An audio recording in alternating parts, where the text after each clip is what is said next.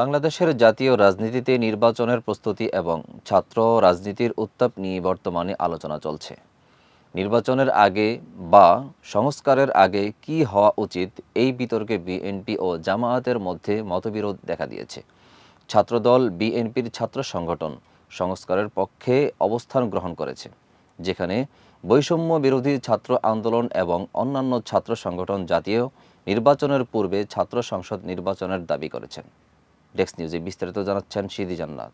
ঢাকা বিশ্ববিদ্যালয়ের ডাকসু নির্বাচন কেন্দ্র করে বিষয়টি আরও জটিল হয়ে উঠেছে। বিভিন্ন ছাত্র সংগঠন, বিশেষ করে ছাত্র শিবির, ডাকসু নির্বাচনের জন্য দ্রুত পদক্ষেপ নিচ্ছে। অন্যদিকে ছাত্রদল এ বিষয়ে একটু ধীরে ধীরে এগোতে চাচ্ছে। জাহাঙ্গীরনগর বিশ্ববিদ্যালয়ে ছাত্র সংসদ নির্বাচনের প্রক্রিয়া শুরু হয়ে গেছে। বিশ্ববিদ্যালয় কর্তৃপক্ষ নির্বাচন পরিচালনার জন্য একটি রোডম্যাপ সরবরাহ করেছে এবং নির্বাচন কমিশনও গঠিত হয়েছে। এ বিষয়ে ভোটার তালিকা এবং নির্বাচনের সময়সূচি নির্ধারণ করা হচ্ছে, যা আগামী ফেব্রুয়ারিতে অনুষ্ঠিত হবে।